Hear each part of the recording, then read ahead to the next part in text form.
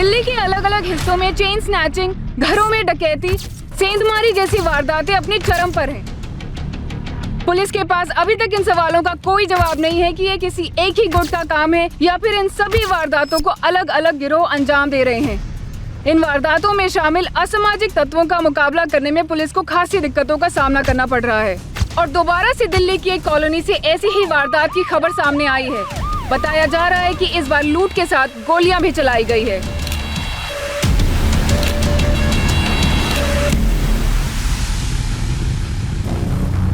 Sir, दरवाजे पर कहीं भी फोर्स एंट्री के निशान नहीं है। चोर इस ग्रिल को काटकर ही घर के अंदर घुसे होंगे।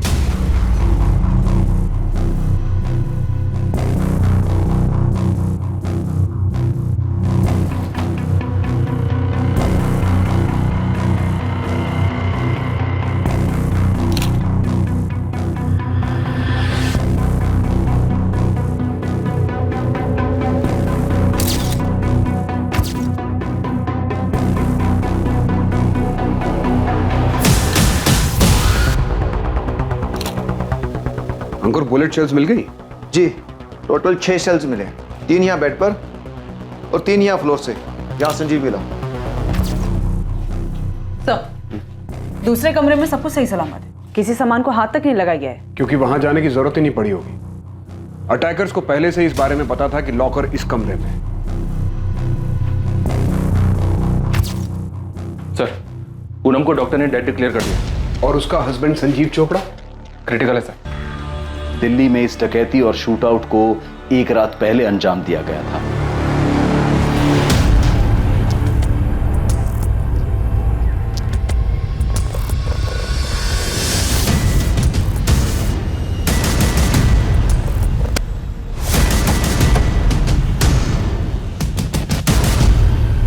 कौन है?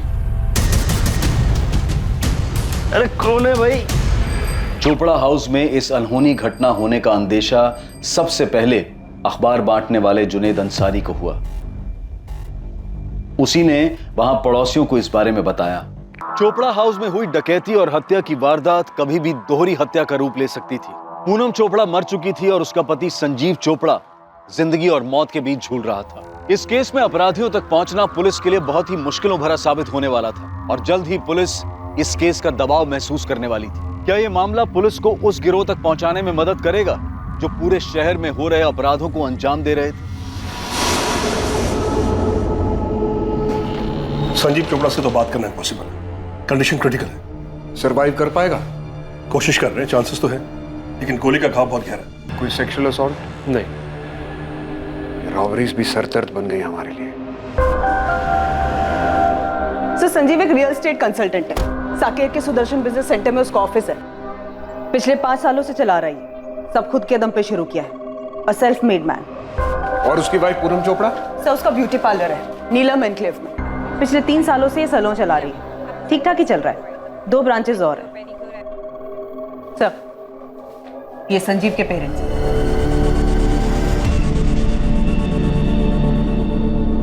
और सब पूनम के पेरेंट्स और उसका बड़ा भाई जायसवाल सर के साथ थाने में। वो दोनों भी काफी शौक थे। नहीं रहेगा क्या मतलब? ऐसे कैसे बन गई हमारी बेटी? देवेंद्र जी, दरअसल आसपास किसी ने भी गोली चलने की आवाज नहीं सुनी, इसलिए इस वारदात के बारे में पता ही नहीं चला। और जब तक मेडिकल हेल्प पहुंची, उसे हॉस्पिटल ले जाया गया, तब तक डॉक्टर्स ने उसे ब्रॉड डेड डिक्लेयर कर दिया। और संजीव कैसा है? कंडीशन काफी क्रिटिकल है। ये सब हुआ कैसे? अभी हमें सिर्फ इतना पता चला है कि उस घर में डकैती हुई है, लॉकर्स खाली मिले हैं। उन दोनों ने रोकने की कोशिश की होगी। रॉबर्ट्स ने टोटल 6 गोलियां चलाई। पूरे दिल्ली में दहशत का माहौल है। दिन दहाड़े रास्ते पे चेन स्नैचिंग हो रही है, घर के अंदर बैठे तो रॉबरी हो रही है, मारा जा रहा है लोगों को। इसके लिए आप सब लोग जिम्मेदार हैं। मैं छोड़ूंगा नहीं किसी को, छोड़ूंगा नहीं किसी को। गहनों का काफी शौक था पूनम को, सब लॉकर में रखे होंगे। ज्वेलरी का कोई अंदाजा बता सकती हैं आप? कोई फैमिली एल्बम या किसी फंक्शन का फोटोग्राफ जिसमें पूनम ने वो ज्वेलरी पहनी हो? संजीव का घर देखना पड़ेगा। संजीव ने घर के बाहर सीसीटीवी कैमरास लगाए थे, उनसे कुछ नहीं मिला आपको?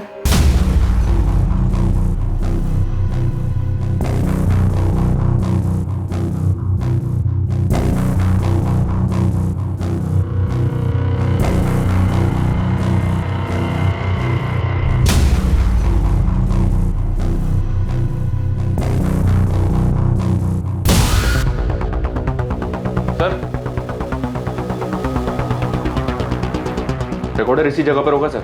रॉबर सीसीटीवी रिकॉर्डर भी साथ ले गए। देखा हमने 3 सीसीटीवी कैमरास लगे हैं। रॉबर्स किचन की ग्रिल तोड़कर घर में घुसे, वहां भी सीसीटीवी कैमरा था, लेकिन उसके वायर्स काट दिए गए। वो अपने साथ सीसीटीवी रिकॉर्डर भी ले गए। देखिए, हम सेम मोडस ऑपरेंडी वाली रॉबरीज का पता कर रहे हैं। शायद आप लोगों के बेटे के घर में उन्हीं में से कोई घुसा।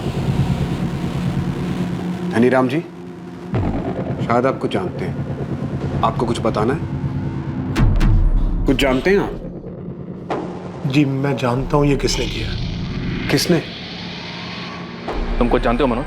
सर मुझे पहले ही आप लोगों के पास आ जाना चाहिए था। मतलब ये प्लेन रॉबरी मर्डर नहीं है? तुम जानते हो कि ये किसने किया है? जानता हूँ सर। किसने किया है? सर ये बल्लू ने किया है। कौन बल्लू? सर बलराम जलोटा, मेरी छोटी बहन उषा का बेटा है। क्रिमिनल है सर। वो पहले भी संजीव को धमका चुका है। 15 लाख रुपए? किस बात के बल्लू? मेरा मुंह बंद करने के लिए वो फरीदाबाद वाली जमीन जो तुम्हें मिली है ना, वो डिस्प्यूटेड है और तुम नहीं चाहोगे कि उस पे मैं कोई सवाल खड़ा करूं। तुम बाहर में जाओ बल्लू, मैं एक दमड़ी भी नहीं दूंगा। सोच लो संजू, तुम्हारा काम ना बहुत अच्छे से चल रहा है और वो भाभी का क्या बोलते हैं ब्यूटी पार्लर, वो भी अच्छे से चल रहा है। तो 15 लाख कोई बड़ी रकम नहीं है। और हाँ, कह के जा रहा हूं और लेके भी जाऊंगा। और हाँ, नहीं मिला ना तो कोई बात नहीं। तुमको पता है ना कि मेरे ऊपर पहले से 2 मर्डर चार्जेस हैं। भैया, आप तो जानते हैं, जब पहली बार मर्डर केस में बल्लू का नाम आया था, हमने तभी उसे अपने घर से निकाल दिया था। 1 साल हो गया, ना उससे देखा है ना उससे बात की। मैं क्या करूं? वो बार बार संजीव को धमकी दे रहा है। भैया, इसके पहले वो कुछ और करे, आप मेरी बात मानिए, आप पुलिस के पास जाइए। बल्लू मेरा बेटा ही नहीं है, मैं नहीं मानती हूँ उसे अपना बेटा। अपने घर का लड़का अपने ही घर में ऐसा डका डाल रहा है। थाने चल, अब कंप्लेंट करने के अलावा और कोई चारा नहीं है। नहीं पापा, उसने धमकी दे रखी। अगर हम पुलिस को बताएंगे तो मुझे या फिर आपको मार डालेगा। आप तो जानते हो बल्लू कैसा है। तो क्या करेगा तू? उसे देगा 15 लाख रुपए। तू अभी के अभी मेरे साथ पुलिस स्टेशन चल। चल सर, 3 हफ्ता पहले हमने इस बलराम के नाम पर मयूरपुरी पुलिस स्टेशन में शिकायत भी दर्ज की थी। बलराम उर्फ बल्लू की सारी डिटेल्स और अपनी बहन का एड्रेस भी दीजिए हमें। संजीव चोपड़ा? मतलब तुम ये कह रहे हो कि तुम्हारे जीजा ने तुम्हारी बहन का मर्डर किया है? इसके पीछे वही है सर। सर पूनम को डर था कि संजीव उसे मारने की प्लानिंग कर रहा है। क्या कह रही हो पूनम? संजीव तुझे मारना चाहता है? हाँ मनोज, मुझे उसकी आंखों में दिख रहा है। कुछ समय से कुछ ज्यादा ही अच्छा पेश आ रहा है और मुझे पूरा यकीन है कि उसके दिमाग में कुछ ना कुछ जरूर चल रहा है। अभी तो बहुत सारी अपॉइंटमेंट्स है संजीव, पॉसिबल नहीं हो पाएगा। पूनम, अपॉइंटमेंट्स तो रोज ही रहेंगे यार। एक काम करते हैं, आज पिक्चर चलते हैं और डिनर भी बाहर ही करेंगे। अब आज तो पॉसिबल नहीं हो पाएगा। मैं खुद नहीं जाता, मैं आता हूँ 15 मिनट में। तुम तैयार रहना बस। समझा करो डार्लिंग यार, आज मूड है यार। मनोज, मुझे लग रहा है कि संजीव कुछ तो प्लान कर रहा है, मारना चाहता है वो मुझे। आई एम डैम श्योर कि बाहर उसका कोई अफेयर चल रहा है। देखो मनोज, तुम संजीव का नाम ले रहे हो इसलिए मैं तुम्हें दोबारा बोल रहा हूँ। संजीव की कंडीशन काफी क्रिटिकल है। 50% ही चांसेस है कि वो सर्वाइव कर जाए। सर ये बात आपने मुझे पहले भी बताई, लेकिन मैं जो कह रहा हूँ ये बात मुझे पूनम ने बताई है सर। ये रॉबरी नहीं हो सकती। सीसीटीवी रिकॉर्डर गायब है। संजीव का काम है सर, ये पूनम को मारना चाहता था वो। सर मैंने तो पूनम से कहा था कि चल के पुलिस में कंप्लेंट कर दे। तो फिर तुमने कंप्लेंट क्यों नहीं की? सर मुझे वक्त ही नहीं मिला। अभी 1 हफ्ते पहले हमारी बात हुई दशहरे पर। हम मिलकर बैठकर बात करने वाले थे इस बारे में, लेकिन उससे पहले ही ये सब। तुम्हारे पेरेंट्स इस बात को जानते? सर मुझे नहीं लगता, क्योंकि मैंने नहीं बताई ये बात। और अब ये सब देखकर लग रहा है कि पूनम ने भी माँ बाबा से ये सब बात नहीं कही होगी। क्या ये रॉबरी के दौरान हुई हत्या नहीं थी, जैसा कि दिल्ली में अनियंत्रित रूप से हो रहा था? संजीव की तरफ से उसके पिता का यह कहना था कि इस घटना का जिम्मेदार संजीव का कजन, उसकी बुआ का लड़का बलराम जलोटा उर्फ बल्लू था, जिसका पहले से ही क्रिमिनल बैकग्राउंड था। वहीं दूसरी तरफ पूनम के भाई मनोज का कहना था कि संजीव ने ही पूनम को मरवाया है।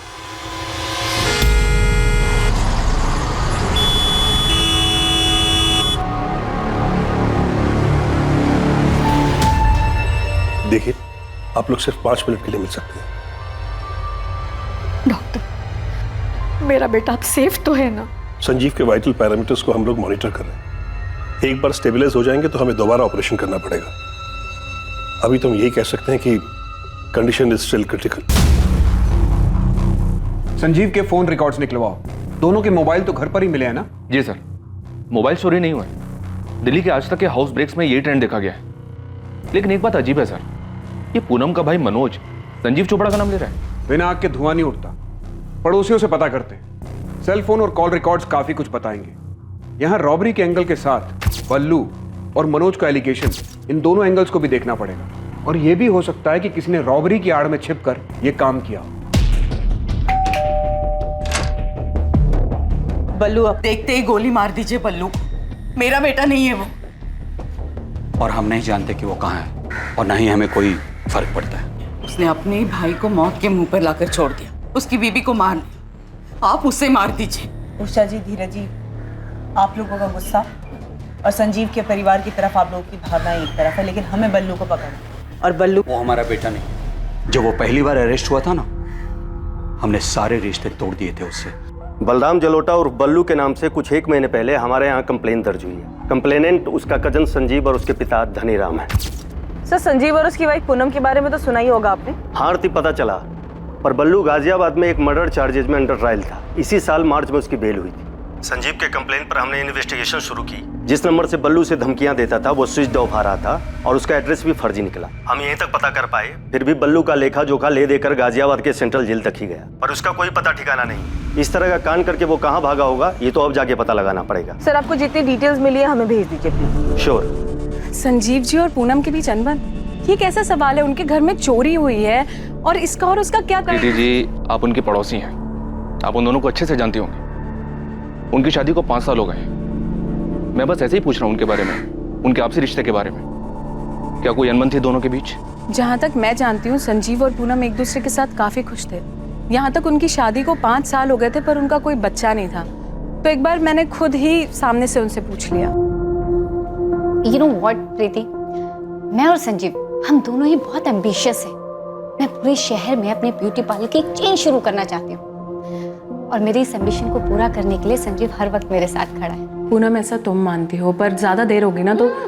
देर वेर से पड़ोसियों और फैमिलीज को लगती है प्रीति, मेरे और संजीव के लिए तो बिल्कुल भी नहीं। इनफैक्ट पिछले महीने ही मेरी ब्यूटी पार्लर की 3rd ब्रांच ओपन हुई और ऐसे 3 ब्रांचेस मुझे और चाहिए दिल्ली में और बाहर भी। रही बच्चे की बात तो यार सब बाद में देखा जाए।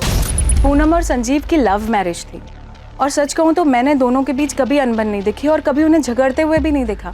दोनों मॉडर्न कपल थे, एम्बिशियस। देख नदी, ये है बलराम जलोटा और बल्लू। आपने बताया था मैडम, इसने गाजियाबाद में 2 मर्डर किए थे। हाँ, केस अंडर ट्रायल है। ये बल्लू संजीव की बुआ का लड़का है। नदीम, तू काम पे लग जा, इस बल्लू को ढूंढ के निकाल। बुलेट एक ही टाइप की है, लेकिन दोनों अलग अलग गन से चली है। तुम बोल रहे हो कि 2 गन्स यूज हुई है, पर दोनों गन्स एक ही मेक की है। बिल्कुल सही राठौर, एक जैसी 2 गन। तो हम ये मान सकते हैं कि हमलावर 2 लोग रहे होंगे। होना चाहिए, लेकिन घर में कोई निशान नहीं मिला, कोई फिंगरप्रिंट्स भी नहीं और किसी भी तरह का कोई निशान नहीं।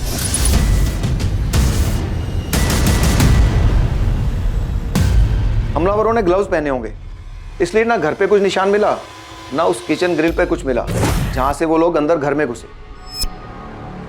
.25 कोलेट गन यूज हुई। काफी कॉमन गन है। हाँ, कई सारी गैंग्स इसे यूज करती हैं और ग्रे मार्केट में भी बिना लाइसेंस के बड़े आसानी से मिल जाती है। आपकी फाइंडिंग के हिसाब से न्यूज़पेपर डिलीवरी वाले ने सुबह ये डिस्कवर किया कि इस घर में ऐसा कुछ हुआ है, तो उस हिसाब से किसी पड़ोसी ने गोली चलने की आवाज नहीं सुनी, तो डेफिनेटली दोनों गन्स पर साइलेंसर लगे होंगे। फिलहाल हमारे सामने 2 एंगल है। पहला एंगल संजीव का कजन बलराम जलोटा उर्फ बल्लू, जो ऑलरेडी क्रिमिनल है, और दूसरा एंगल संजीव खुद, जैसा कि पूनम का भाई मनोज बता रहा है। दोनों इंटरनल एंगल्स हैं, घर से जुड़े हुए।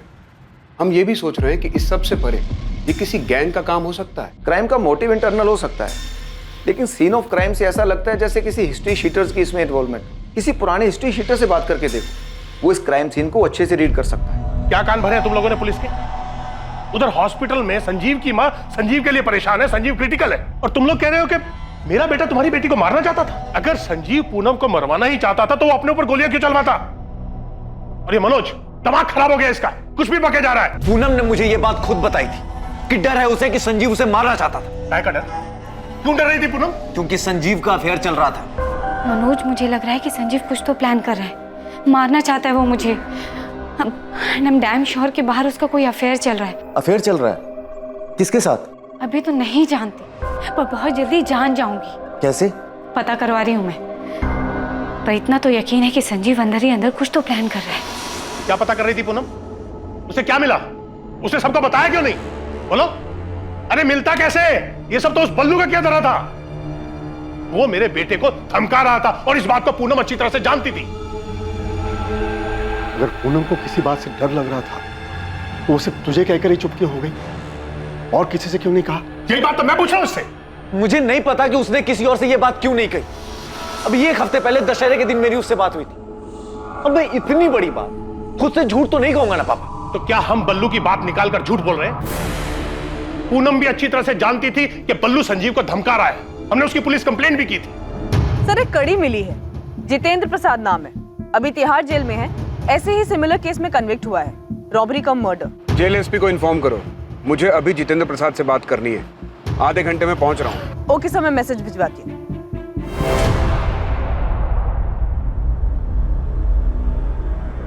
फोटो मत दिखाइए साहब, मैं जानता हूँ ये क्या है। तो फिर बता जीतू, तेरा गैंग भी 6 महीने पहले तक यही करता था। मैं अभी का बता सकता हूँ साहब। ये जो इतनी सारी चोरियां हो रही हैं ना, इन सब के पीछे 2 कौड़ी के गैंग हैं। चाकू और कट्टे से ज्यादा औकात नहीं है इनकी। और आप कह रहे हैं कि यहाँ 0.25 कॉलेट का इस्तेमाल हुआ है। बड़ा शातिर है तू। आगे बता, कौन सा गैंग होगा? ये पूरा क्राइम सीन मुझे नहीं लगता ये किसी गैंग का काम है। और जैसा आप बता रहे हैं, आसपास में किसी ने चीखने की आवाज नहीं सुनी, और हद तो तब हो गई जब किसी ने गन शॉट की आवाज नहीं सुनी। हाँ, नहीं सुनी। गन पर साइलेंसर होगा। आप ही सोचिए साहब, ऐसा कौन सा रॉबरी करने वाला गैंग है जो गन में साइलेंसर लगाकर ढाका डालने जाता है और अंदर घुसते ही सीधा गोलियां चलाना शुरू कर देता है। ये किसी चोरी चकारी करने वाले गैंग का काम है ही नहीं। ये जो भी है पक्का जान से मारने है। आप बता रहे हैं ना, वो एक बंदा बच गया, वो गलती से बच गया होगा या वो चेक करने में उनसे गलती हुई होगी। सही मायने में तो ये रॉबरी एक बहाना है। वो लोग इन दोनों को जान से मारने आए थे। बल्लू नाम सुना है? बलराम से लौटा? हाँ, कहाँ मिलेगा? पिछले 6 महीने से अंदर हूँ साहब। ताज़ा अपडेट तो पता नहीं है, लेकिन हाँ शायद गाजियाबाद जेल में बंद है वो। वहाँ से तो बेल पे निकला था। फिर तो आप ही जानो साहब। वैसे ये कांड बल्लू ने किया? हाँ, ऐसी इन्फॉर्मेशन है हमारे पास, क्योंकि इस कांड में जो बंदा बुरी तरह से इंजर्ड हुआ है वो बल्लू का कजन है। मैंने पहले ही बोला था, ये आपसी रंजिश का मामला है, किसी गैंग का इसमें कोई हाथ है ही नहीं। धीरे धीरे अब ये साफ हो रहा था कि ये रॉबरी, ये शूट आउट, पूनम चोपड़ा की हत्या और संजीव चोपड़ा को जख्मी हालत में मरा हुआ समझकर छोड़ना कोई नॉर्मल रॉबरी या शूट आउट नहीं हो सकता था। क्या पूनम का डर कि संजीव उसे मारना चाहता था वाकई में सच था, या फिर ये शूट आउट बल्लू की धमकी का नतीजा था? इस केस में अब कुछ चौंकाने वाले खुलासे होने वाले थे। सर, मैं पूनम का पार्लर मैनेज करती हूँ। वो मुझसे कभी भी अपनी पर्सनल लाइफ डिस्कस नहीं करती थी। कुछ तो सुना होगा तुमने। अच्छा, कभी कुछ सेंस किया तुमने कि वो अपने पति से किसी बात को लेकर डर रही है? मैं कैसे सेंस करती? मुझे फ़ोन पर पूनम की बातें सुनने का कोई शौक नहीं था। हाँ, इतना समझती हूँ कि पूनम ने पार्लर में काफ़ी पैसा इन्वेस्ट किया था और वो नई ब्रांचेस भी खोल रही थी। मैं आपको इतना बता सकती हूँ कि वो अपना पार्लर बिजनेस में फ्यूचर पता करने के लिए कुछ लोगों से मिल रही थी, उनसे बातें कर रही थी। किससे बात करती थी वो? एक टैरो कार्ड रीडर है, पूनम हमेशा उसके पास जाती थी। Tarot card reader? हाँ, वो कार्ड देखकर किस्मत के बारे में बताते हैं ना, ऐसा ही कुछ।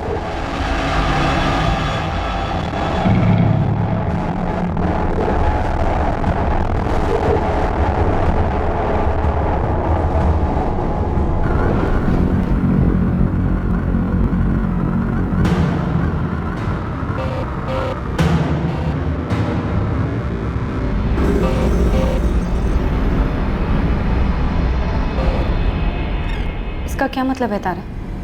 पूनम, तुम किसी बात को लेकर परेशान हो? किसी बात की वजह से कोई मनमुटाव या झगड़ा चल रहा है ना? तारा भदौरिया नाम है उसका, टैरो कार्ड रीडर है। इसका फोन नंबर, एड्रेस है तुम्हारे पास? पूनम के फोन रिकॉर्ड में भी दिख रहा है, उसकी रेगुलरली बात होती रही है तारा भदौरिया से। तो उसका एड्रेस और फोन नंबर मुझे भी मिला है। फोन नहीं कर रहा हूँ, सीधा फेस टू फेस जाके बात करता हूँ। संजीव के फोन रिकॉर्ड्स में कुछ खास? कुछ सस्पिशियस नहीं मिला सर। संजीव की अपने पेरेंट्स, अपनी वाइफ पूनम और कुछ दोस्तों से बात होती थी। पर हाँ, पूनम के कॉल रिकॉर्ड में बहुत सारे नंबर मिले हैं। जाहिर सी बात है, एम्बिशियस थी, अपने बिजनेस को बढ़ाना चाहती थी। रियल एस्टेट कंसल्टेंट है संजीव चोपड़ा। एक नंबर से तो काम नहीं चलता होगा उसका, जरूर उसके पास कोई दूसरा नंबर भी होगा। सर, मैं दूसरे नंबर का पता कर रही थी। वैसे संजीव ने अपने ऑफिस में भी सीसीटीवी कैमरास लगवाए थे, मैंने उसके फुटेजेस मंगवाए हैं।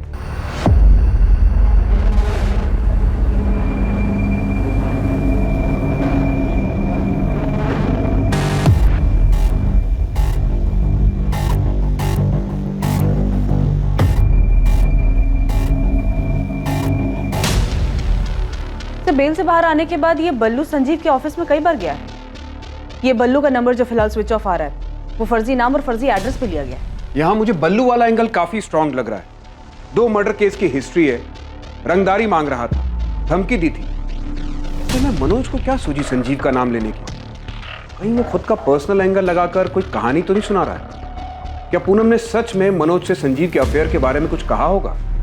बेटा, पूनम ने क्या सच में तुझसे कहा था कि संजीव उसे मारना चाहता है? नहीं माँ, मैंने जानबूझकर बोली ये बात, क्योंकि मुझे अच्छा नहीं लग रहा कि घर में चोरी हुई, मेरी बहन मर गई और वो संजीव बच गया। जब पूनम ने मुझे ये बात बताई थी तो मुझे अजीब लगा था, और अब और अजीब लग रहा है जब मेरे माँ बाप मुझ पे ही शक कर रहे हैं। अरे आप लोग ही बताइए, मैं झूठ क्यों बोलूंगा और मैं जानबूझकर इन्वेस्टिगेशन को गलत दिशा क्यों दूंगा? लेकिन बेटा, पूनम ने ना मुझसे कुछ कहा ना तेरे पापा से। अब उसने कुछ नहीं बताया तो मैं क्या करूंगा? और कसम से माँ, मुझे भी कुछ दिन पहले ही बताया उसने, और हो सकता है कि वो तुम्हें बताने वाली हो, लेकिन उससे पहले ये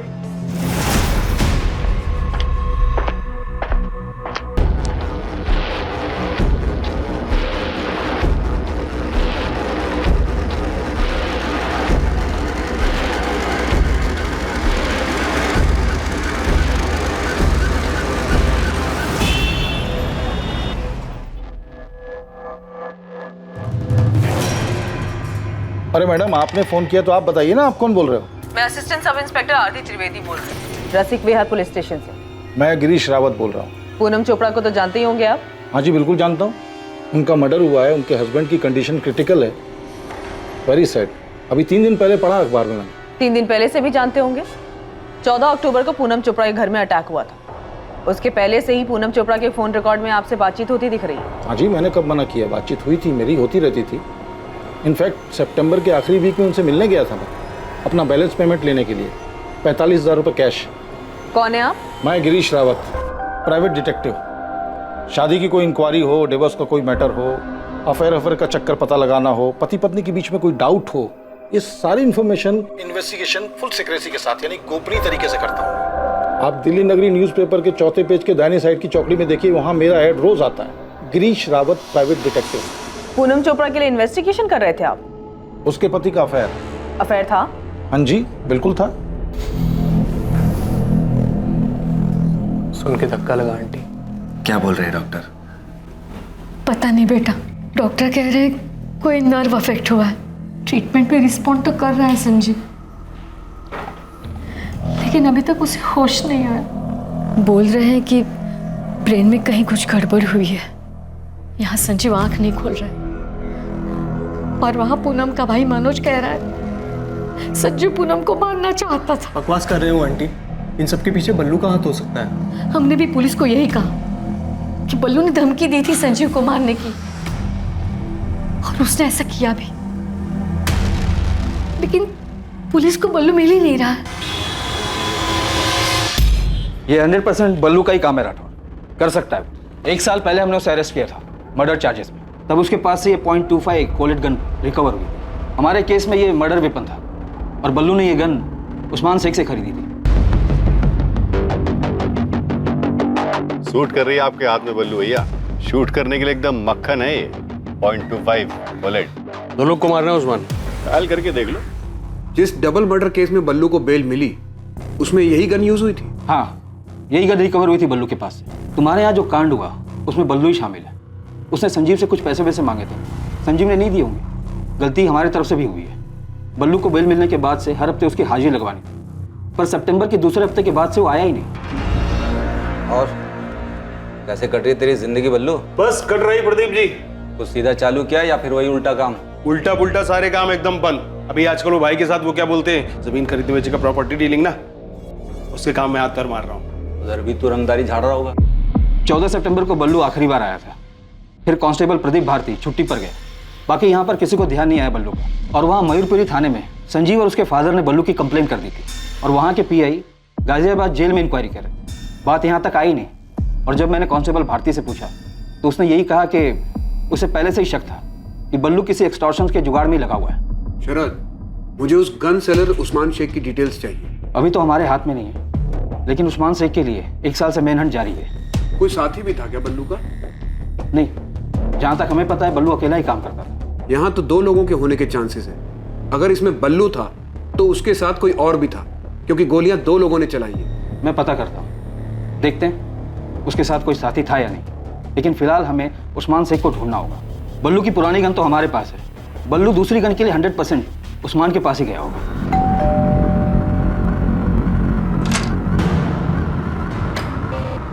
तारा बतौरी, यस।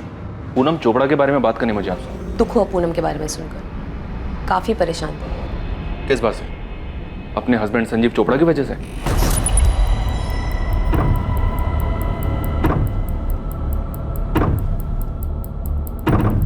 पूनम जानना चाहती थी कि उसके हस्बैंड का अफेयर किस लड़की के साथ था, और ये जानना मेरे लिए चुटकी बजाने के बराबर था।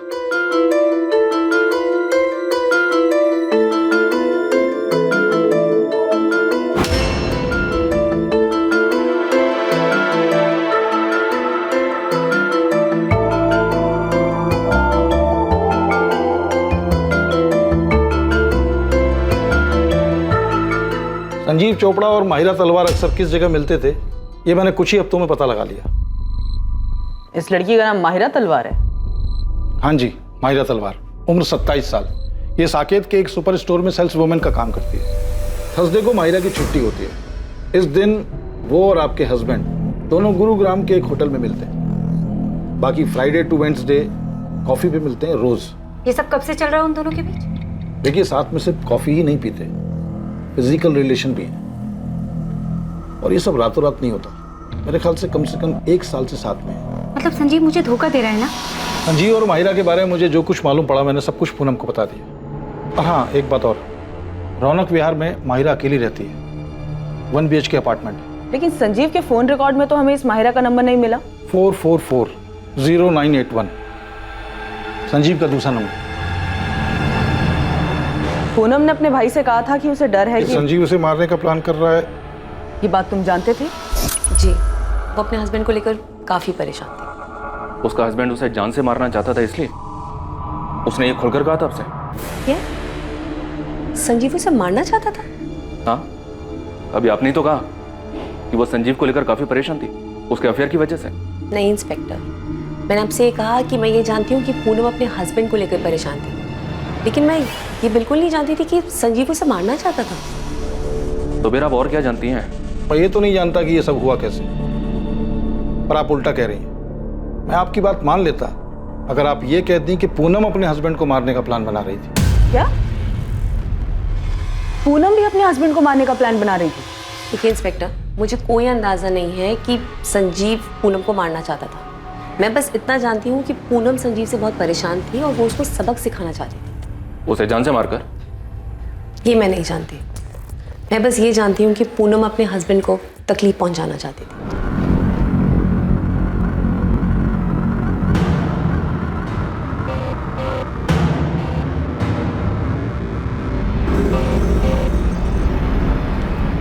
Ten of swords.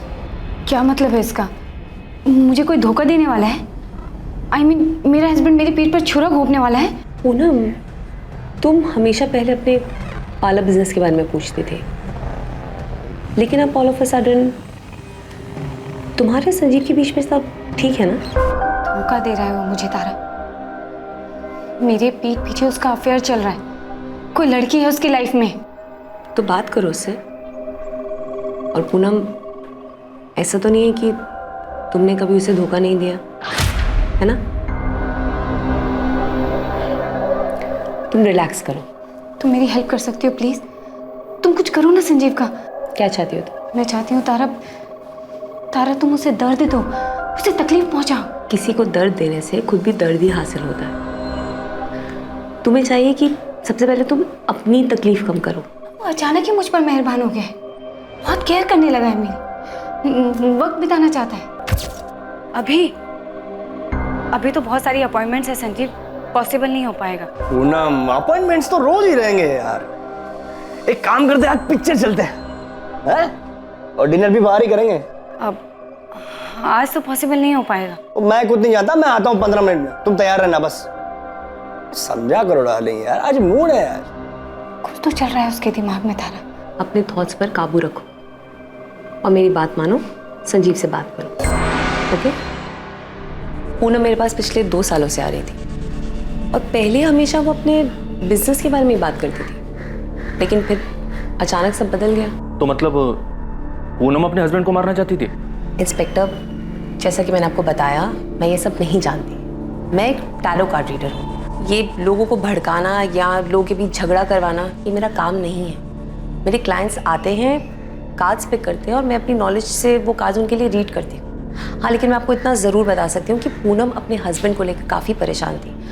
अब इस बारे में उसने किसी से बात क्यों नहीं की, ये मैं नहीं जानती, या फिर की भी हो सकती है। I really can't say.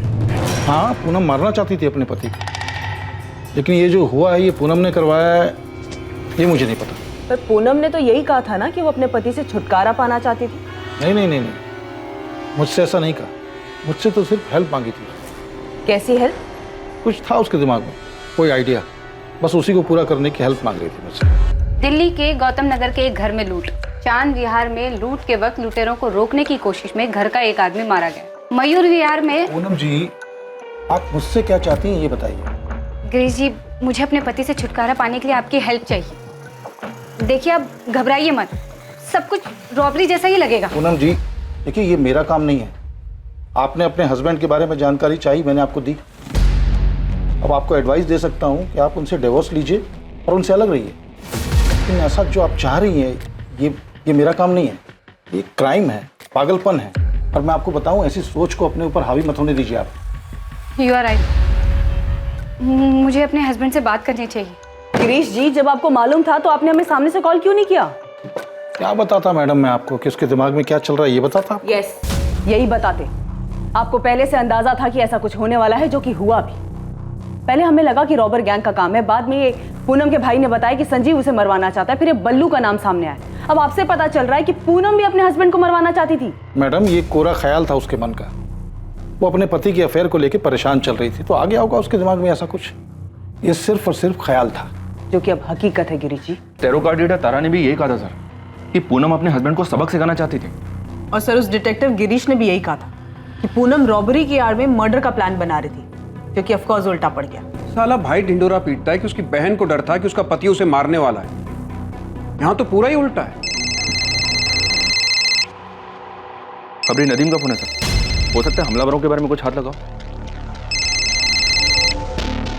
हाँ नदीम, बोल, क्या खबर है? नाम लिखिए साहब, कमलेश रंजन और पंकज दास, ये दोनों शामिल है। क्या हिस्ट्री इनकी? एमपी की है साहब, और ये वैसे भी कोई नॉर्मल रॉबरी नहीं थी साहब। इन दोनों को हायर किया गया था पूनम चोपड़ा को मारने के लिए। पूनम चोपड़ा को मारने के लिए? नदीम, दोबारा कंफर्म कर, पूनम ने हायर किया होगा संजीव को मारने के लिए? नहीं साहब, इन दोनों को हायर किया था मनीष कालरा ने। अब ये मनीष कालरा कौन है इस कांड में? साहब बहुत बड़ी मछली है ये, बहुत पैसे वाला है, मनी लैंडर है, अय्याश 1 नंबर का।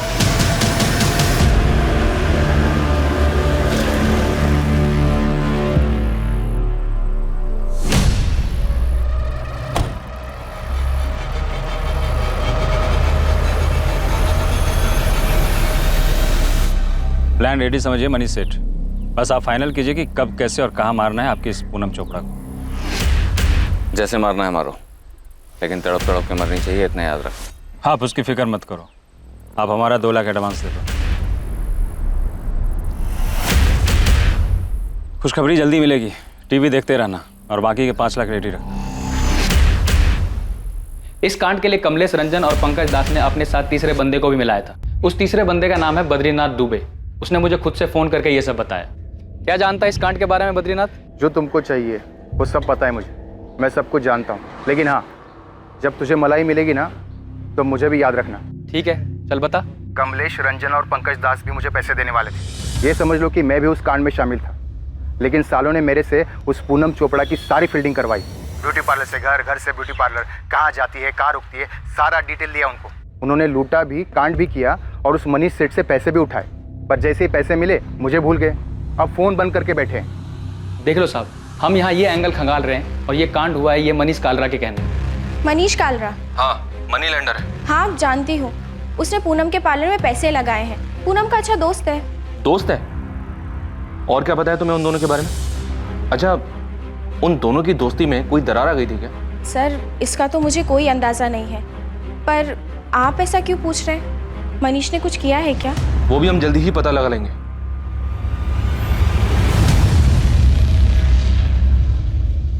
सबसे पहले इस क्राइम का शहर में हो रही बाकी लूट और रॉबरी जैसा ही लगना, उसके बाद संजीव चोपड़ा पर शक, फिर पूनम के खुद मास्टरमाइंड होने की संभावना का सामने आना, जहां उसके ही इशारों पर कराए गए अपराध में वो खुद ही निशाना बन गई। और अब सामने आया मनीष कालरा का नाम, पूनम का दोस्त जो हमेशा के लिए उसे रास्ते से हटाना चाहता था। क्या इन दोनों एंगल्स में कोई सच्चाई थी?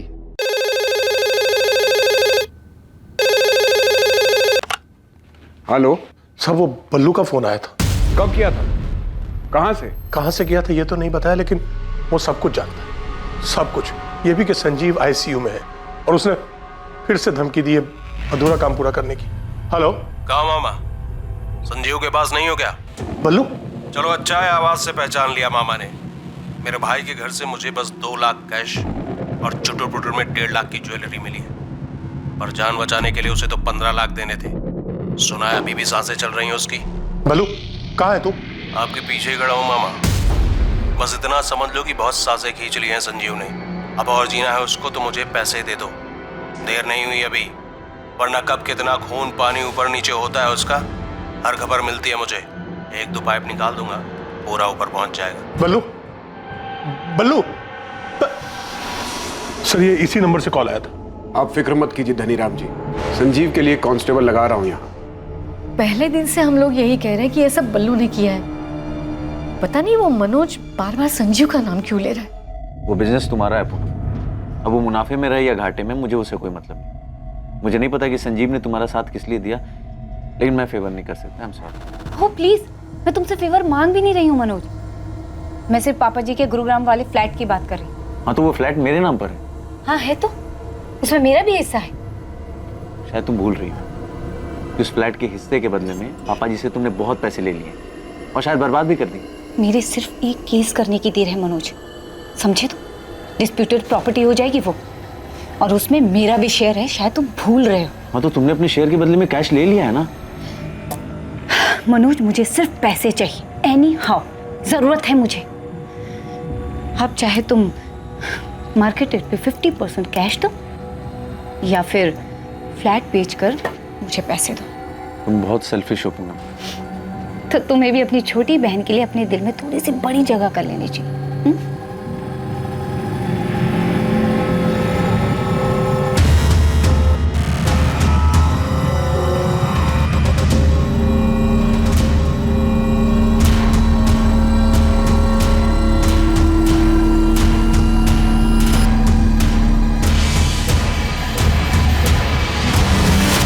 मनीष घर पर नहीं है। तो फिर कहाँ गया अवंतिका?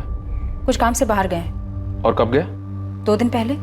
आपका पति 2 दिन से घर नहीं लौटा, पता नहीं कहाँ गया है, और आप ऐसे ही आराम से घर में बैठी हैं। क्योंकि वो कह कर गए हैं कि उन्हें आने में टाइम लगेगा। वो जहाँ कहीं भी छुपा हुआ है ना, उसको बता देना। जल्दी नहीं लौटा तो पूरे परिवार के लिए मुश्किल खड़ी हो जाएगी। मेरे पति किसी को नहीं मरवा सकते, आप उन पर गलत इल्जाम लगा रहे हैं। तो बता देना उसको, यही बात थाने आकर बता दे हमें। समझ में आया?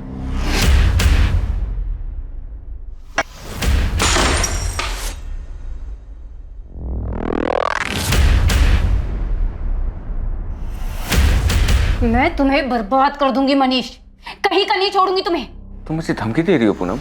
मुझे ना सुनने की आदत नहीं है मनीष, कोई भी मुझे ना नहीं कह सकता, कोई भी नहीं। सर, संजीव के फादर को जिस नंबर से कॉल आया था वो नंबर फिलहाल स्विच ऑफ है। कल सुबह तक इस नंबर की डिटेल्स हमारे पास होंगी।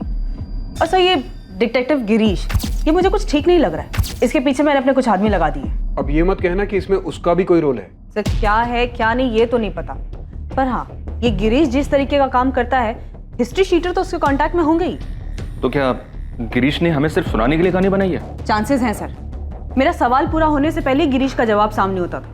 सर उसे देख के लग रहा था कि वो तैयार बैठा है। सर मुझे लगता है पूनम के लिए गिरीश ने किलर्स अरेंज किए होंगे। पर्दा उल्टा पड़ गया, पूनम मारी गई और किस्मत से संजीव बच गया। पूनम का भाई मनोज खोसला, क्या मिला उसके बारे में? इंटरेस्टिंग। ठीक है, काम आएगा अपने।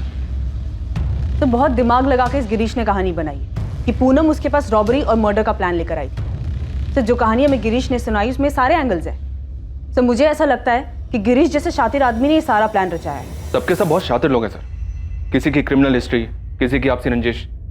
एक ये बल्लू है जो संजीव से पैसे मांग रहा था, और दूसरा ये मनीष कालरा। कहने को तो पूनम का इन्वेस्टर दोस्त है, पर इन दोनों के बीच चल क्या रहा था कुछ पता नहीं। और अब तुम्हें इस डिटेक्टिव गिरीश रावत के ऊपर डाउट है कि इसने पूनम की हेल्प की होगी इस कांड को करवाने में। और इस सबसे अलग, पूनम का भाई मनोज वो संजीव के नाम का ढोल पीट रहा है सर। तो संजीव और मनोज के बीच में क्या चल रहा था अब तो उसके होश में आने के बाद ही पता चलेगा। पर अभी तो हमें मनीष का पता लगाना होगा और साथ ही गिरीश रावत पर भी नजर रखनी होगी। और इनके साथ बल्लू, कमलेश रंजन और पंकज दास को ढूंढना होगा। अगर ये दोनों मिल गए तो समझो आगे की कहानी भी मिल गई। केस में मनीष कालरा मुख्य संदिग्ध था, लेकिन संदेह के घेरे में डिटेक्टिव गिरीश रावत भी था, जिसने शायद ऐसे भयानक षड्यंत्र को अंजाम देने में पूनम की मदद की थी। वो षड्यंत्र जो प्लान के मुताबिक अपने अंजाम तक नहीं पहुंचा। बलराम जलोटा उर्फ बल्लू और हमला करने वाले कमलेश रंजन और पंकज दास की तलाश शुरू हुई। पर क्या इस जुर्म की सच्चाई इन्हीं में से किसी के पास थी?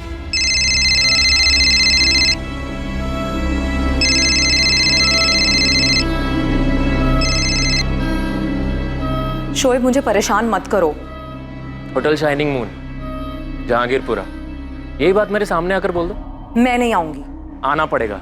मैं नहीं आऊंगी, सुना तुमने? तो तुम भी कान खोलकर सुन लो। एक फोन करने के बाद पुलिस भी तुम्हारी बात नहीं सुनेगी। तुम ब्लैकमेल कर रहे हो मुझे? ब्लैकमेल? तुमने मर्डर किया है माहिरा।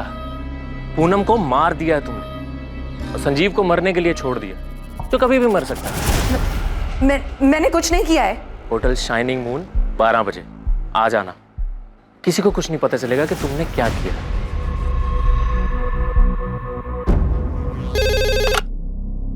हेलो, मैंने कुछ नहीं किया है, मुझे फंसाया जा रहा है। कौन? मनीष कालरा? हाँ सर। अगर तूने कुछ नहीं किया है तो सामने आ। ये क्रिमिनल्स की तरह छुप छुप कर भाग क्यों रहा है? सर आप लोग सारा इल्जाम मुझ पे डाल दोगे, जबकि सच तो यह है कि पूनम मुझे ब्लैकमेल कर रही थी। तेरे लिए अच्छा यही होगा कि तू सरेंडर कर दे। लेकिन सर मैंने कुछ किया ही नहीं है। अगर तूने सरेंडर नहीं किया ना तो हम तेरा जीना दुश्वार कर देंगे, और तेरे वो दोनों साथी कमलेश रंजन और पंकज दास को भी हम ढूंढ निकालेंगे। इस पड़ाव पर यह केस सबके सामने था। साफ था कि मनीष कालरा ने इस अपराध को अंजाम देने के लिए 2 हिस्ट्री शीटर्स को पैसे दिए थे। लेकिन क्या यह केस वाकई में इतना साफ था जैसा कि सोचा जा रहा था?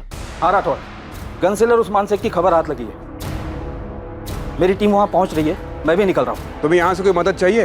नहीं, फिलहाल तो कोई हेल्प नहीं चाहिए। हम उस्मान को तो पकड़ ही लेंगे, उसे तोड़कर बल्लू का पता तो मिल ही जाएगा। सर, संजीव के फादर धनीराम को बल्लू का जो धमकी वाला कॉल आया था, बस इतना समझ लो कि बहुत साजें खींच ली हैं संजीव ने। अब और जीना है उसको तो मुझे पैसे दे दो। ट्रेस नहीं हो पाया? सब फेक है सर। आईडी एड्रेस सब फर्जी यूज हुआ है। संजीव की कंडीशन में कोई इंप्रूवमेंट हुई? पेशेंट ट्रीटमेंट पर रिस्पॉन्ड कर रहा है। डॉक्टर, संजीव बात करने की कंडीशन में कब तक आ सकता है? ये बता पाना मुश्किल है, लेकिन इतना कंफर्म है कि पेशेंट सर्वाइव कर जाए। यमुना जी, यहाँ हॉस्पिटल में कोई माहिरा तलवार नाम की लड़की आई थी संजीव से मिलने? नहीं, पर ये माहिरा तलवार कौन है?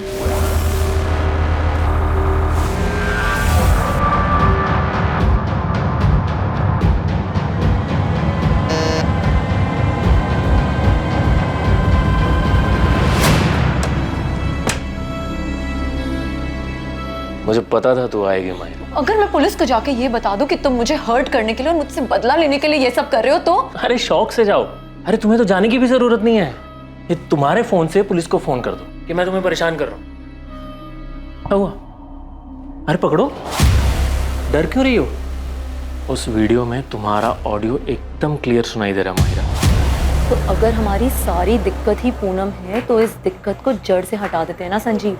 Same coffee shop, same table, तुम्हारी आवाज़ एकदम क्लियर सुनाई दे रही है। शहर में बहुत सारी रॉबरीज हो रही हैं, लेकिन अभी तक कोई पकड़ा नहीं गया है।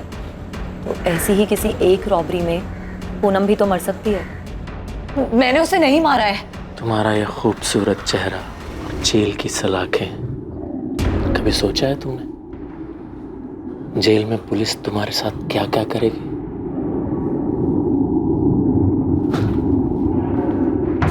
खड़ी क्या हो? चलो कपड़े उतारो।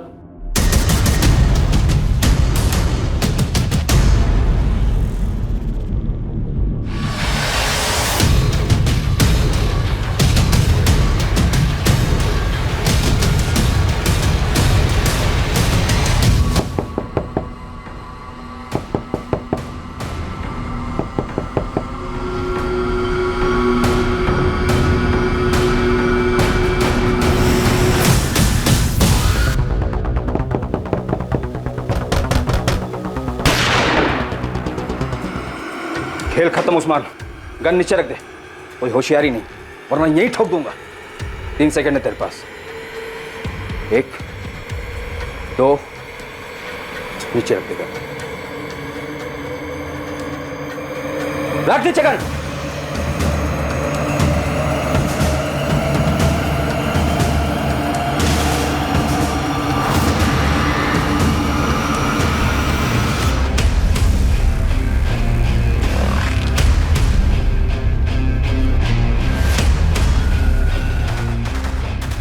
मेरे पीछे टाइम और एनर्जी दोनों वेस्ट कर रहे हैं आप लोग।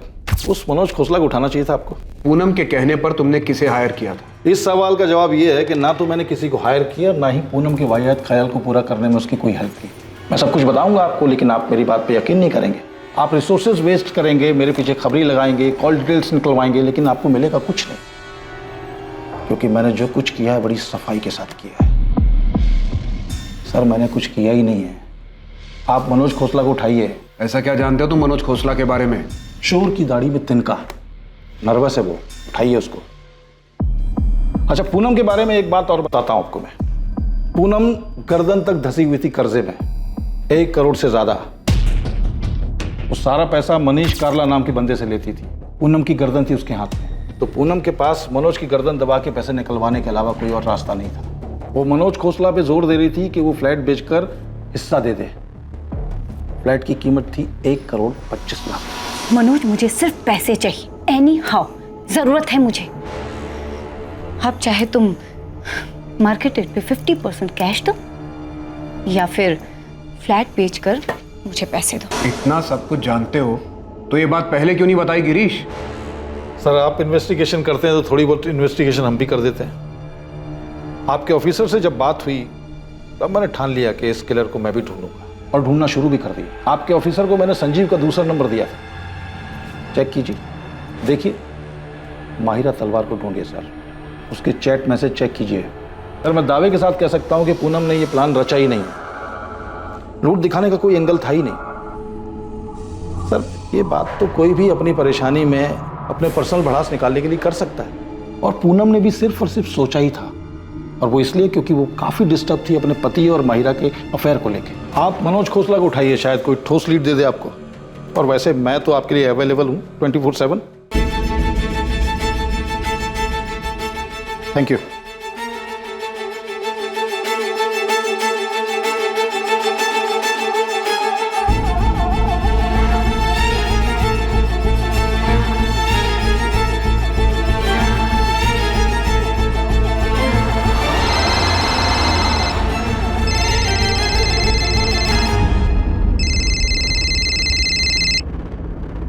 हेलो, माहिरा तलवार जी। मैं असिस्टेंट सब इंस्पेक्टर आरती त्रिवेदी बोल रही हूँ। जी बताइए। बात करनी है तुमसे। कब आ सकती हो रसिक विहार पुलिस स्टेशन? मैम कल मेरा वीकली ऑफ है तो मैं कल आ सकती हूँ। ठीक है, सुबह 10:30 बजे रसिक विहार पुलिस स्टेशन।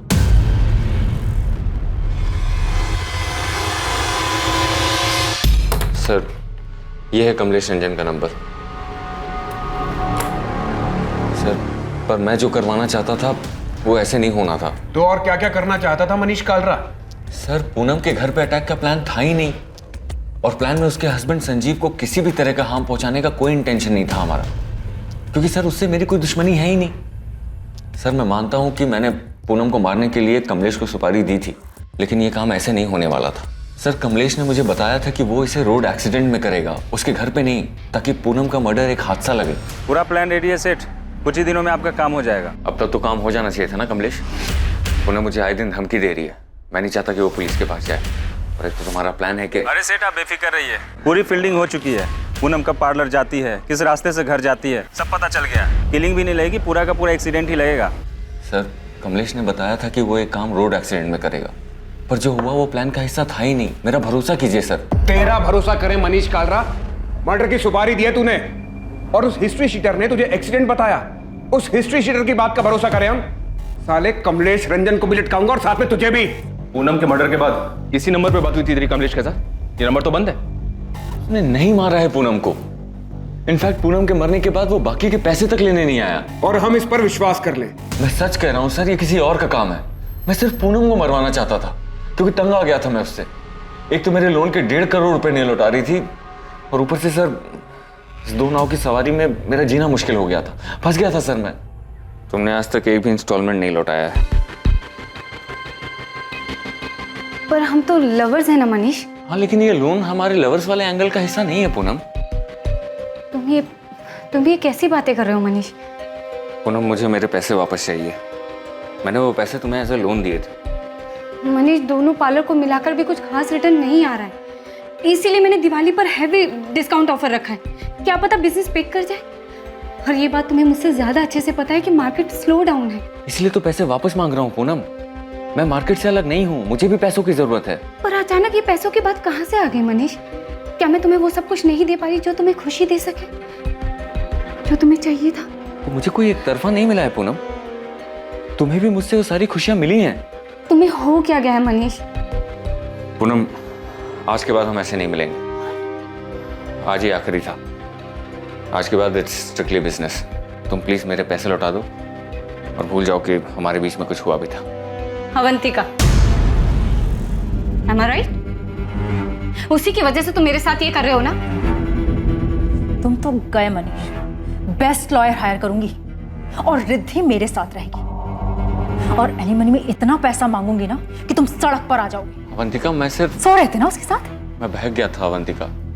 पूनम बस मेरी क्लाइंट है। लेकिन अब तुम उसके क्लाइंट हो, होटल में उसके साथ गुलछरे उड़ाते हो ना। अब ये बात मैं सबको बताऊंगी, रिद्धि को भी और कोर्ट को भी। अवंतिका हम बस फिजिकल हुए थे। एक बार डाइवोर्स हो जाने दो, फिर मैं भी ढूंढ लूंगी किसी, सिर्फ फिजिकल होने के लिए। अवंतिका चिल्लाओ मत, रहो उसी के पास।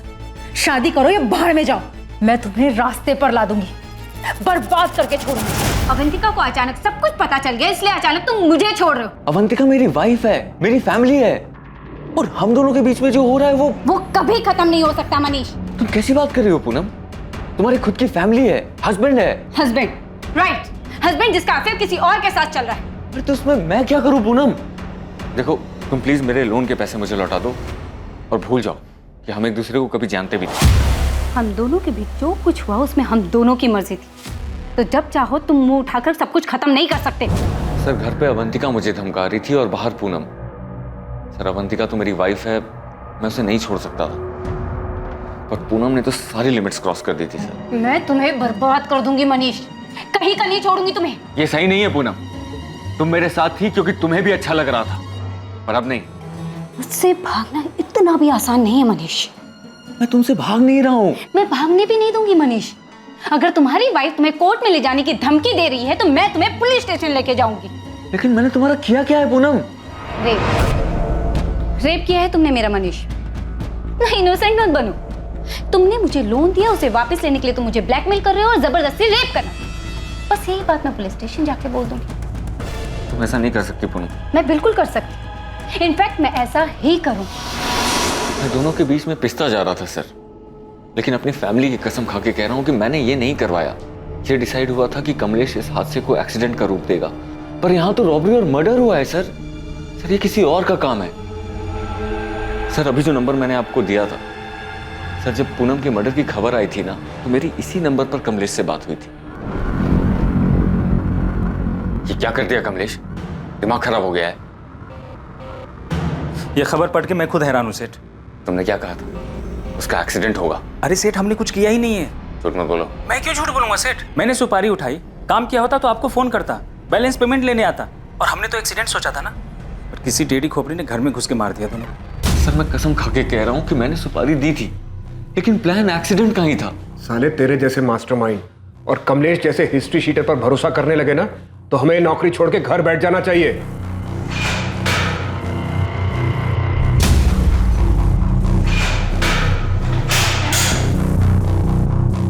मैं गाजियाबाद निकल रहा हूँ। गन सेलर उस्मान शेख पकड़ा गया है। कमलेश रंजन पंकज दास के फोटो मिल गए सर, जल्दी पकड़े जाएंगे। आरती को मायरा और संजीव के चैट मैसेजेस मिले हैं। मायरा को बुलाया इंक्वायरी के लिए। उधर भी कोई प्लानिंग चल रही थी? अभी तक पिक्चर क्लियर नहीं है सर। संजीव और मायरा का भी अफेयर चल रहा था। पूनम से छुटकारा पाने की बात चल रही थी। जितने लोगों का पता चला सबके पास अपना अपना मोटिव था, सब अपनी अपनी प्लानिंग में लगे थे। सर ये पूनम का भाई मनोज खोसला, इसको भी उठवाता हूँ। इस रॉबरी कम मर्डर के पीछे के षड्यंत्र की दस्तक हर तरफ से आ रही थी। इल्जाम किसी पर भी लगाया जा सकता था, या तो पूनम पर जो मर चुकी थी, या फिर संजीव पर जो बेहोशी की हालत में था। हर एक का मकसद और इरादा बिल्कुल फिट हो रहा था, लेकिन असली गुनहगार अब भी पहुंच के बाहर था। मैंने बल्लू को .25 कोलेट गन बेची थी, ये मैं यादव साहब को पहले ही बता चुका हूँ, लेकिन ये वाला कांड किसने किया ये मैं नहीं जानता। मैं बस गन बेचता हूँ साहब, उसे चलाने का काम नहीं करता। बल्लू को कितनी गन्स बेची है? 2। कब? यही कोई 1 महीना पहले। मतलब उसके बेल पे बाहर आने के बाद? हाँ। कहाँ? अबे बाजार मत लगाओ उस्मान, सीधा वो .25 कोलेट निकालो और साथ में 20 गोलियां। लग रहा है जज गई हाथ में। कहा था ना मक्खन है मक्खन। मक्खन तो है। सुनो, साथ में से वो साइलेंसर भी देना। एक या दोनों के लिए? दोनों के लिए। 2 साइलेंसर्स खरीदे थे उसने? जी, 2 .25 कोलेट गन, 20 गोलियां और 2 साइलेंसर्स। ये सारा सामान बल्लू ने करीब 1 महीना पहले खरीदा है। मनोज को उठा लिया सर, उसे भी इंटरोगेट करूंगा। कर लो जायसवाल, लेकिन हमारा प्राइम सस्पेक्ट बल्लू ही है। मनीष कालरा भी शायद सच बोल रहा है कि उसने प्लान किया था सुपारी किलर कमलेश के साथ मिलकर, लेकिन काम जरूर बल्लू ही कर गया। सर मुझे माहिरा के चैट्स मिले, संजीव और किसी शोएब नाम के बंदे के साथ उसके जो चैट्स हैं उनसे काफी कुछ मिला है। शोएब के मैसेजेस से ये लग रहा है कि शोएब माहिरा को ब्लैकमेल कर रहा था। तो उसने मैसेज भेजा कि मैं अच्छी तरह जानता हूँ कि तुमने कैसे प्लान बनाया और कैसे अंजाम दिया। मैं उन दोनों को भी अच्छे से जानता हूँ जिसे तुमने भेजा था, फोन करो। अभी शोएब कौन है? तो ये तो वही बताएगा। मैंने 2 कांस्टेबल भेजे उसे उठाने के लिए। वैसे इन मैसेजेस से ये लगता है कि शोएब काफी कुछ जानता था और इसी वजह से वो माहिरा को ब्लैकमेल कर रहा था। ये हो क्या रहा है? मनीष का पूरा चिट्ठा खुलता है, वो एक्सीडेंट का प्लान बताता है। बल्लू का सब कुछ क्लियर दिखाई दे रहा है, गन्स खरीदना, साइलेंसर खरीदना, और अब ये शोएब और माहिरा की नई एंट्री हो रही है। सर इस केस में सबकी किसी न किसी से रंजिश रही है।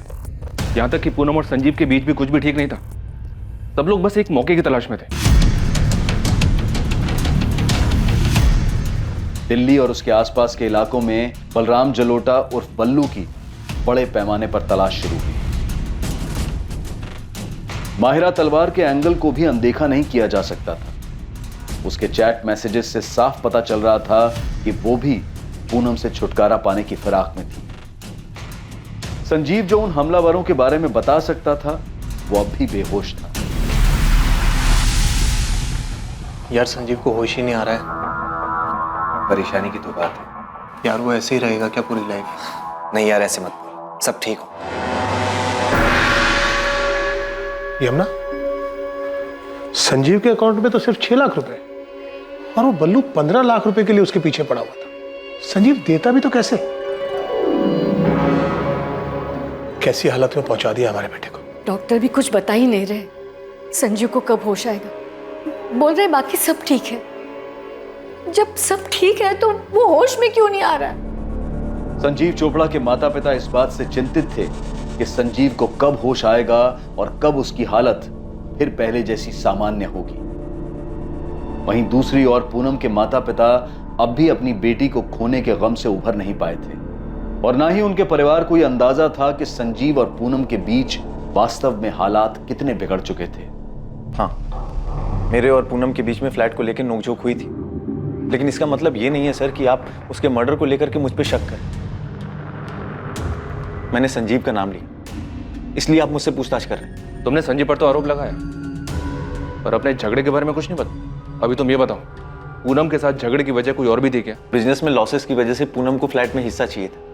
वो फ्लैट जो मेरे फादर पहले ही मेरे नाम कर चुके थे। और तुम उसे कुछ देना नहीं चाहते थे, और अब तो देने की जरूरत भी नहीं पड़ेगी, वो तो रही नहीं। कैसी बात कर रहे हैं आप? मैं अपनी बहन पूनम को क्यों मारूंगा सर? पूनम ने मुझे कॉल किया था ये बताने के लिए कि उसे संजीव से डर लगने लगा है। संजीव उसे मारने की प्लानिंग कर रहा है, और अब संजीव के फादर बीच में बल्लू का नाम घुसेड़ रहे हैं। सर आप ही सोचिए, बल्लू क्यों मांगेगा 15 लाख? एक्सटॉर्शन मांगने वाले को यह पता होता है कि सामने वाला पैसे दे पाएगा या नहीं दे पाएगा। संजीव का रियल एस्टेट का बिजनेस बिल्कुल ठंडा चल रहा था, और उधर पूनम, सर पूनम ने भी जो 3rd ब्रांच खोली थी अपने पार्लर की, उससे भी कोई खास रिटर्न नहीं आ रहा था। सर पूनम ने बहुत पैसे लोन पे लिए हुए थे, और लाखों रुपए तो उसने संजीव को दिया था। उसके पैसे भी रख लिए और उसका मर्डर भी कर दिया संजीव ने। मर्डर करने का प्लान हमें तुम्हारी बहन की तरफ से भी मिला है। मिला होगा सर, और भी बहुत कुछ मिला होगा। संजीव और पूनम के अफेयर्स भी मिले होंगे, लेकिन सच सामने है सर। आज संजीव जिंदा है और मेरी बहन मर गई। अगर मेरी बहन ने यह प्लान किया होता तो आज वो जिंदा हो। सर आपको मेरे बारे में जो पता करना है, जिससे पूछताछ करनी है कर लीजिए, लेकिन सच यही है जो मैं कह रहा हूं। इन सब के पीछे संजीव है सर। गोली गलती से संजीव पे चल गई होगी और वो विक्टिम बन गया।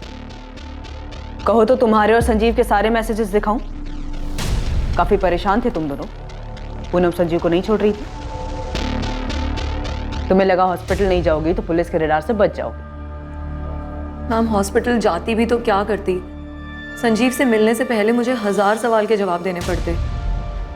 संजीव और मैंने कई बार डिस्कस किया कि हम आगे क्या करेंगे, लेकिन संजीव में कभी हिम्मत ही नहीं थी कि वो सीधा सीधा जाके पूनम से बात कर सके। तुम उसे बता क्यों नहीं देते कि तुम किसी और के साथ रहना चाहते हो? पूनम ना बहुत पजेसिव है। तो क्या मैं ये समझूं कि तुम मेरे साथ सिर्फ एंजॉयमेंट के लिए हो? ऐसा नहीं है मायरा, तुम बात समझने की कोशिश करो। देखो पिछले 1-1.5 साल से मेरा बिजनेस बहुत डाउन चल रहा है, और मैंने पूनम से बहुत सारे पैसे लिए, और पूनम ने भी वो पैसे सामने से लोन पर उठाए। मतलब तुम उसे इसीलिए नहीं छोड़ सकते क्योंकि तुमने उससे पैसे लिए हैं? वो मुझे नहीं छोड़ेगी। बहुत खतरनाक औरत है। क्या कहा तुमने संजीव? क्या कहा? तुम्हें अलग होना? तुम्हें ये अचानक हो क्या गया है? जब से हम मिले तब से अब तक हम दोनों के बीच काफी कुछ बदल चुका है। साफ साफ बोलो, क्या कहना है? मैं जानता हूँ तुम्हारी लाइफ में, मेरी लाइफ में कोई है? तुम पीछा कर रहे हो मेरा ये मतलब नहीं था। तो फिर क्या मतलब था? क्या मतलब समझूं मैं कि तुम्हारे मतलब की कोई मिल गई है तुम्हें? नहीं। तुम अलग होने की सोच भी कैसे सकते हो संजीव? तुम्हारे लिए 50 लाख का लोन उठाया है मैंने, और तुम बड़े आराम से हजम करके अलग होना चाहते हो मुझसे? नहीं, बस मैं सोच रहा था कि क्या वैसे भी हम दोनों एक दूसरे से खुश है क्या? सब समझ में आ रहा है मुझे, समझ भी आ रहा है और दिख भी रहा है। तुम्हें कोई खुश करने वाली मिल गई और तुमने एक बढ़िया सी खिचड़ी बनाई या मुझे सर्व कर रही। ऐसा कुछ नहीं है। और ऐसा होना भी नहीं चाहिए संजीव। अगर ऐसा हुआ तो तुम्हारा क्या हाल होगा तुम सोच भी नहीं सकते। इनडायरेक्टली मैंने उससे डिवोर्स की बात की तो उसके अंदर का भूत बाहर आ गया। अगर पूनम ही हमारी सारी दिक्कत है तो इस दिक्कत को जड़ से खत्म कर देते हैं। देखो शहर में बहुत सारी रॉबरीज हो रही हैं और अभी तक कोई पकड़ा नहीं गया है, तो किसी एक रॉबरी में पूनम मर भी तो सकती है। नहीं मायरा, ये सॉल्यूशन नहीं है, इससे तो सब बर्बाद हो जाएगा। तो फिर हमें आबाद करने का कोई और प्लान है क्या तुम्हारे पास? मैं अपनी बात आगे बोल भी नहीं पाई थी कि संजीव ने सुनने से भी इनकार कर दिया। पर तुमने ये सोचा कि ये रॉबरी वाला प्लान काम कर जाएगा? हाँ, और उसका नतीजा मैं आज तक भुगत रही हूँ। जिसके मैसेजेस ट्रेस करके आप मुझ तक पहुंची हैं, शोएब, उसने उस दिन मेरी सारी बातें रिकॉर्ड कर ली थी, और उसके बाद उसने मुझसे ज़बरदस्ती बहुत कुछ लिया है। मेरी इज्जत। शोएब कॉलेज में मेरा बॉयफ्रेंड था लेकिन अब नहीं है, और ये बात उससे बर्दाश्त ही नहीं हो रही। वो मेरा पीछा करता है, उस रिकॉर्डिंग से मुझे ब्लैकमेल करता है। मेरी कुछ लाइफ ही नहीं बची है। सब जानता है ना तू? बोल, संजीव चोपड़ा घर में डाका किसने डाला? किसने डाका डाला? मैडम मुझे कुछ नहीं पता, मुझे सच में कुछ नहीं पता। तूने माहिरा को ब्लैकमेल किया, उसे होटल में बुलाया, ब्लैकमेल करके उसे यूज किया। मैडम मैं तो उससे प्यार करता हूँ मैडम। भले इसको प्यार कहते हैं? प्यार कहते हैं इसे? बता वो दोनों किलर्स कौन थे? किसने भेजा था उन्हें? माहिरा ने? बोल। मैडम मुझे सच में कुछ नहीं पता मैडम। मैंने तो बस संजीव और माहिरा की बातें सुनी थी और माहिरा को वापस पाने के लिए मैंने उनका वीडियो बनाया और उसको ब्लैकमेल करने लगा। मुझे माफ मैडम, पर मैं आपके पैर पकड़ के माफी मांगता हूँ मैम। मैं माहिरा के भी पैर पकड़ के माफी मांग लूंगा। प्लीज मुझे मत मारिए मैडम, प्लीज मुझे माफ कर दीजिए मैडम, प्लीज मुझे माफ कर दीजिए। सर ये मनोज इस केस में फिट ही नहीं बैठता है। इसके पेरेंट्स तो ये सुनकर शॉक्ड हो गए थे कि भाई बहन के बीच फ्लैट को लेकर झगड़ा चल रहा था। माहिरा से भी कुछ पता नहीं चला? तो शोएब कन्फेस कर रहा है, वो माहिरा को सिर्फ ब्लैकमेल कर रहा था, कोई एंगल नहीं है। तब तो एक ही एंगल बचता है, बल्लू का। सबसे पहले उसी का नाम आया था, सब फिट बैठता उस पर। हाँ नदीम बोल, बल्लू की कोई खबर? बल्लू की तो खबर नहीं मिली साहब, पर ये मनीष ने जिसको सुपारी दी थी कमलेश रंजन, वो वापस लौटा है। यहाँ हुसैन नगर में किराए पे कमरा उठाया है। तू नजर रख, मैं पहुंचता हूँ अभी। सर ये कमलेश रंजन वापस लौटा है? उठाओ उसे। ये तो साफ है कि पूनम चोपड़ा को मारने की सुपारी मनीष कालरा ने दी थी, लेकिन उसका कहना है कि मर्डर उसकी सुपारी पर नहीं हो।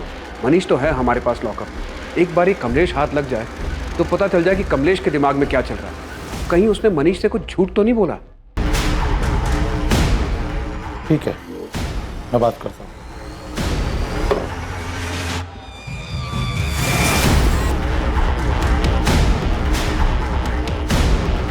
वो वाला कमरा है साहब।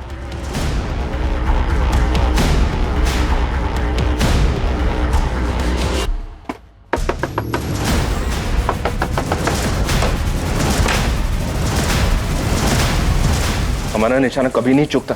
कमलेश रंजन, तुमने जो किया है उसे भुगतना तो पड़ेगा मनीष।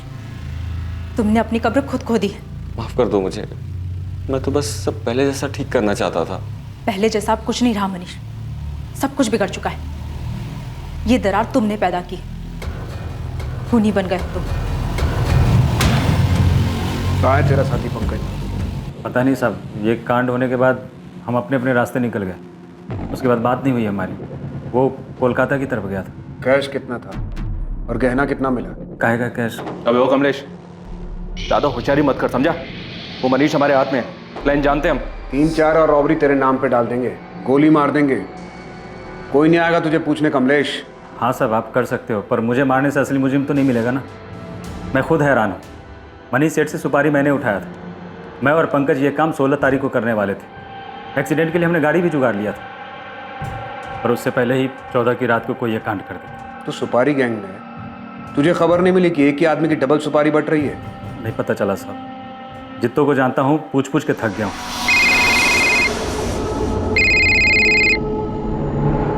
हेलो, नमस्कार, मैं गिरीश रावत, प्राइवेट डिटेक्टिव। पहचाना? हाँ हाँ पहचाना, बोलो। मैंने आपसे कहा था कि मैं 24/7 आपके लिए अवेलेबल रहूंगा। खबर क्या है तुम्हारे पास? तगड़ी खबर है। आप चंडीगढ़ फॉरेंसिक डिपार्टमेंट में बात की। उनके पास एक बॉडी है और उसकी खोपड़ी से बुलेट और उसके बगल से शेल बरामद हुआ। आप फॉरेंसिक रिपोर्ट मंगाइए, उसे देखिए। लाश को पूरी तरह से जला दिया गया था। वहाँ के फॉरेस्ट एरिया में 1 महीने पहले चंडीगढ़ पुलिस को ये डेड बॉडी मिली थी। ये चंडीगढ़ वाले मर्डर केस में बुलेट .25 कॉलेट गन से चलाई गई थी। तुम्हें कैसे मालूम कि .25 कॉलेट गन हमारे केस में भी शामिल है? थैंक यू इंस्पेक्टर, आप तो तारीफ करेंगे नहीं तो सोचा मैं ही थैंक यू बोल देता हूँ। वैसे ये इन्फॉर्मेशन मुझे अपने चंडीगढ़ नेटवर्क से मिली थी और आज तक चंडीगढ़ पुलिस को ये नहीं मालूम कि डेड बॉडी किसकी है। शायद ये इन्फॉर्मेशन आपके कुछ काम आ जाए। 2 .25 कोलेट गन, 20 गोलियां और 2 साइलेंसर्स। ये सारा सामान बल्लू ने करीब 1 महीना पहले खरीदा है। जी सर, जंगल में मिली थी बॉडी, 17 सितंबर की बात है। एकदम जली हुई कंडीशन में। आज तक पहचान नहीं हो पाई विक्टिम की, वैसे पहचानना मुश्किल है। ये मर्डर बलराम जलोटा उर्फ बल्लू का ही काम होगा। हाँ, दिल्ली पुलिस हेडक्वार्टर से वांटेड लिस्ट आई, उसमें फोटो मिला है उसका। बल्लू हमारे यहाँ से वांटेड है, मर्डर कम रॉबरी केस में। मर्डर में यहाँ जो गन यूज हुई है वो .25 कॉलेट गन है। शायद तुम्हें भी यही मिला। हाँ यही है। बुलेट विक्टिम के स्कल से रिकवर हुआ था और सेल भी वहीं पास में पड़ा था। FSL के पास ही है वो, और रिपोर्ट दी है उन्होंने कि गोली .25 कॉलेट गन से ही चली थी। मुझे FSL से वो बुलेट चाहिए। मेरा ऑफिसर अंकुर सिन्हा ये कोऑर्डिनेट करेगा। बुलेट आपको मिल जाएगी सर। क्राइम सीन और बंट बॉडी के फोटो भी हैं हमारे पास, पर बॉडी हमने क्रिमिनेट कर दी है। पर विक्टिम का DNA प्रिजर्व्ड है। आइडेंटिटी ट्रेस करने में दिक्कत इसलिए आ रही है क्योंकि कोई मिसिंग रिपोर्ट ही मैच नहीं हो पा रही है। एक अनजान आदमी की चंडीगढ़ में हुई हत्या और उस हत्या में इस्तेमाल की गई गन का संजीव और पूनम के घर पर हुई डकैती और हत्या के केस से निश्चित तौर पर संबंध था। मगर इन कड़ियों को जोड़ पाना और प्राइम सस्पेक्ट बलराम जलोटा और बल्लू तक पहुंच पाना पुलिस के लिए आसान साबित नहीं होने वाला। इस मामले में हॉस्पिटल से अभी कुछ और चीजें सामने आनी थी, जहां संजीव चोपड़ा धीरे धीरे रिकवर हो रहा था। सर, एक गुड न्यूज है। ये खबर मैंने आपको पहले इसलिए नहीं दी बिकॉज मैं आपको डिसअपॉइंट नहीं करना चाहता था। संजीव चोपड़ा को होश आ गया डॉक्टर? जी हाँ, 3 दिन पहले। अब संजीव बात करने की कंडीशन में है, लेकिन मैं आपको 5 मिनट से ज्यादा अलाउ नहीं कर सकता। इन्वेस्टिगेटिंग टीम को उम्मीद थी कि संजीव चोपड़ा होश में आकर उन्हें हमलावरों के बारे में बताएगा, कोई जानकारी या सुराग देगा। लेकिन क्या वाकई ये जानकारी कुछ अलग साबित होने वाली थी, जो कि इन्वेस्टिगेटिंग टीम को पहले से नहीं पता थी? संजीव,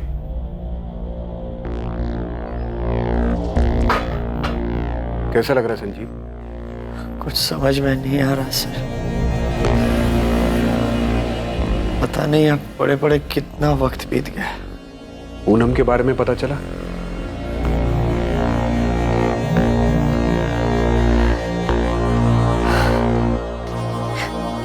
मुझे यकीन नहीं हो रहा मैं कैसे बच गया।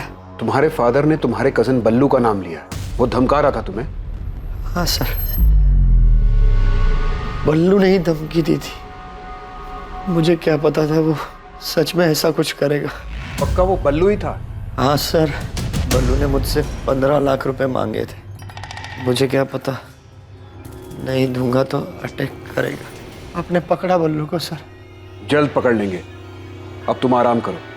बस यही कंफर्म करना था कि ये सब कुछ बल्लू नहीं किया है। सर, बल्लू पकड़ा गया? हर जगह पुलिस अलर्ट है उसके लिए, जल्दी पकड़ा जाएगा। आप संजीव का ख्याल रखिए।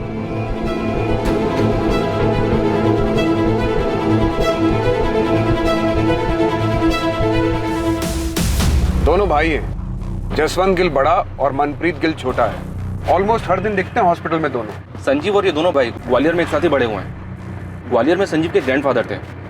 सर, संजीव के कॉल रिकॉर्ड्स में भी दोनों का नाम था। कुछ ठोस मिला है चंडीगढ़ केस में। वो बुलेट शेल FSL ने भेजा है मुझे। उसी गन से चली या उनमें से किसी एक गन से? ये अभी नहीं बता सकता, लेकिन जो बुलेट शेल है उसमें सीरीज नंबर है। वो उसी सीरियल नंबर के आसपास की है जो हमें संजीव के घर से मिली थी। 20 गोलियां खरीदी थी बल्लू ने। हमें बाजार मत लगाओ उस्मान, सीधा वो .25 कोलेट निकालो और साथ में 20 गोलियां। थैंक्स अंकुर। शायद इस चंडीगढ़ वाली इंफॉर्मेशन से बल्लू का कुछ पता चले। सर, महीने भर से हम हर जगह हर पुलिस स्टेशन में तलाश। आपके बोलने के बाद हमने सबको दोबारा से सारी डिटेल भेजी। सतीश, तुम चंडीगढ़ के 16 और 17 सितंबर के CCTV फुटेजेस दे सकते हो, खासकर टोल नाका और सारे एंट्री एग्जिट पॉइंट्स के? ठीक है, 1-2 दिन दो, मुझे भिजवाता हूं।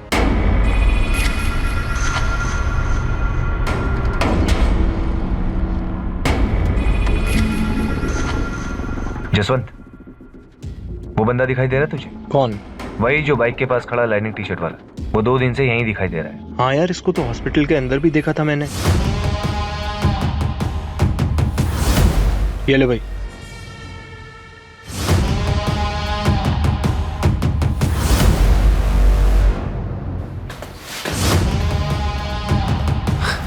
जसवंत, तुझे कुछ गड़बड़ लग रही है क्या? नहीं यार, लग तो नहीं रहा। निकल जाए यहाँ से। नहीं, अभी नहीं जा सकते, अभी हम लोग रेडार में। हाँ, मनप्रीत और जसवंत संजू के बचपन के दोस्त हैं। हाँ, पूछा था मैंने, बताया उन दोनों ने। और आप उनके बारे में क्यों पूछ रही हैं? ऐसे ही पूछताछ करने की तो आदत है हमारी। वैसे धनीराम जी, आप मुझे बताइए कि जसवंत और मनप्रीत को कैसे पता चला कि संजीव हॉस्पिटल में है और उसकी वाइफ पूनम की डेथ हो गई है? आपने फोन किया था? जी नहीं, उन्होंने फोन किया था। सर, चंडीगढ़ के CCTV फुटेजेस के तकरीबन 60% फुटेजेस स्कैन कर रही हैं, पर बल्लू कहीं भी नहीं दिख रहा है। डबल मर्डर केस में बल्लू पकड़ा गया, अंडर ट्रायल था। 2 महीने पहले वो बेल पर बाहर आया था। पहले महीने वो रेगुलर गाजियाबाद जेल में जाके हाजिरी देता रहा। उसके बाद वो वहां नहीं गया। 14 सितंबर लास्ट डेट थी जब वो हाजिरी देने गया था। उसके बाद से बल्लू किसी को दिखाई नहीं दिया। संजीव के घर कांड होने के बाद ना हमें दिखाई दे रहा है, ना चंडीगढ़ के CCTV फुटेज में दिखाई दे रहा है। ऐसे कहां जा सकता है कि किसी को दिखाई ना दे? एक काम करो, संजीव के दोनों दोस्त जसवंत और मनप्रीत, इनको उठा लो। क्या पूछना है बाद में देखेंगे। जी सर। और बल्लू की माँ उषा, देखते ही गोली मार दीजिए बल्लू को। मेरा बेटा नहीं है वो। उनको उठाना नहीं, उनका DNA सैंपल चाहिए। बल्लू किसी को दिखा नहीं और शायद अब दिखेगा भी। आपको मेरा DNA सैंपल चाहिए, आपका भी और आपके हस्बैंड धीरज जलोटा जी का भी। क्यों? उषा जी, हमें डाउट है कि बल्लू मर चुका है। इन्वेस्टिगेटिंग टीम को अपराध का षड्यंत्र समझ आने लगा था। क्या हुआ यमुना? वो पुलिस जसवंत और मनप्रीत को लेके गई। अब पुलिस को जसवंत और मनप्रीत से क्या चाहिए?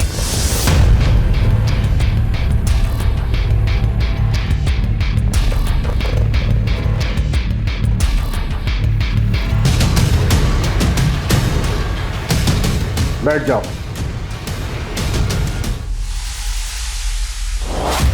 सिर्फ एक बार पूछूंगा, ये जली हुई बॉडी बल्लू की है ना? भूल के ना तो बोलना ही मत। सीसीटीवी में देखे हो तुम दोनों। हमारी मार झेल नहीं पाओगे, फिर आवाज नहीं, चीख निकलेगी।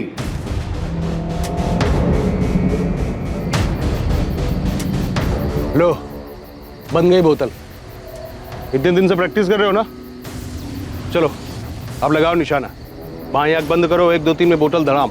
और इतनी पास में बोतल बांधा है कि आसानी से बोतल फूटनी चाहिए, ठीक है? और टेंशन मत लो, इसमें ये साइलेंसर लगा है, किसी को सुनाई नहीं देगा, किसी को कुछ पता नहीं चलेगा। 3 तक गिनती में बोतल धड़ाम। 1 2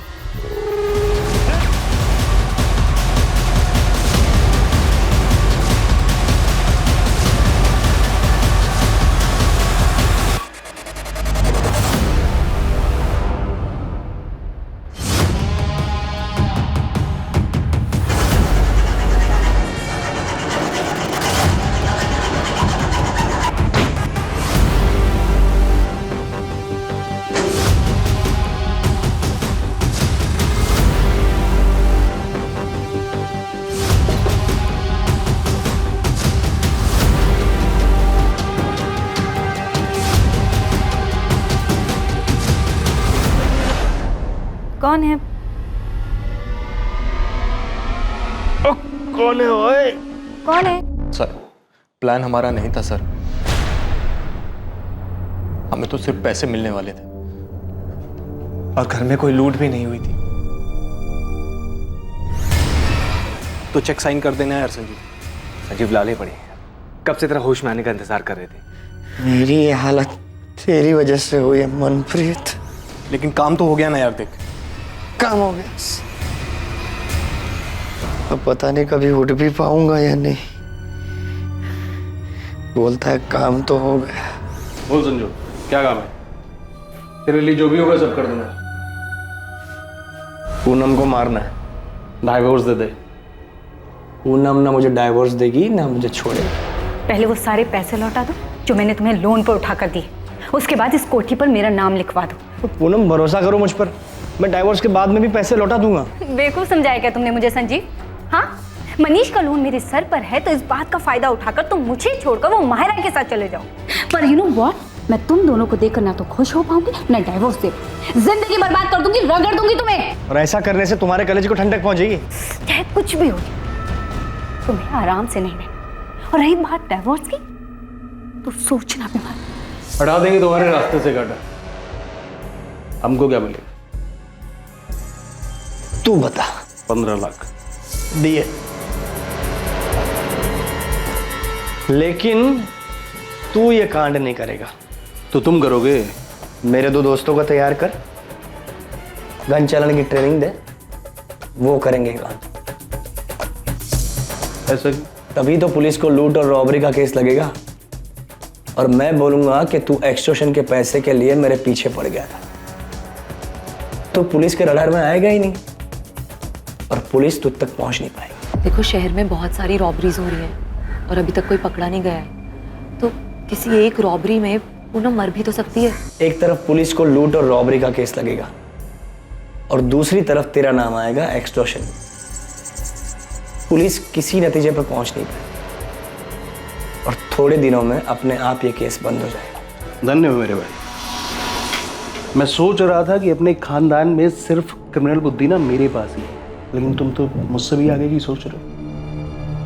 कमाल है। जसवंत और मनप्रीत को सिखा गन कैसे चलाते हैं। गन पर साइलेंसर होना चाहिए। टेंशन मत लो, हो जाएगा। कब करना है फाइनल डेट बता। तू गन का इंतजाम कर, ट्रेनिंग दे, डेट में बता दो।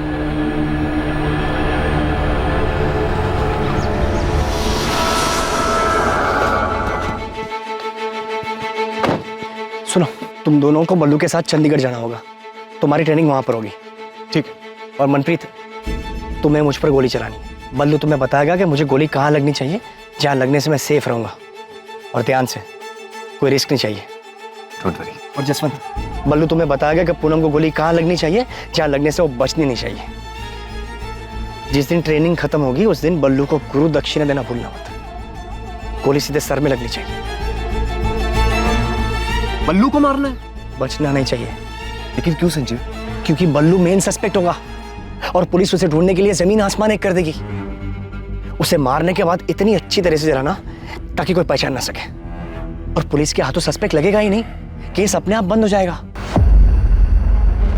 कितने पैसे देने वाला था संजीव? सर 5 लाख। पर गलती हो गई मेरे हाथ से। 2 ही गोली चलानी थी, लेकिन गलती से 3 गोली चल गई संजीव पर, और वो भी गलत जगह। तुझे ट्रेनिंग भी दी थी ना? 2 गोली बोला था, तूने 3 गोली चला दी। गिनती भी नहीं आती कि कुछ और प्लान कर रहा था तू? संजीव ऐसा नहीं है यार, गलती से चल गई थी, जानबूझ के नहीं किया। गलती हो गई यार, समझना यार। फुटो यहाँ से। जब मैं ठीक हो जाऊंगा तब पैसे की बात करेंगे। जाओ, निकलो यहाँ से। सर हमसे तो दोस्ती यारी में हो गया सर, आज तक कोई पैसा नहीं मिला सर, इसीलिए इतने दिन से हॉस्पिटल के चक्कर काट रहे हैं। पैसा नहीं, किलो के हिसाब से चार्जेस लगेंगे दोनों पर। ये तो नहीं पता तू कब फिर से ठीक होगा संजीव चोपड़ा, पर जब भी चलने फिरने लायक होगा तब हम लेंगे तेरी कस्टडी। डिवोर्स के लिए कोर्ट जाता, उसमें कम दिमाग खर्च होता तेरा। इतना दिमाग बेवकूफी वाले काम में लगा दिया और क्रिमिनल बन गया तू।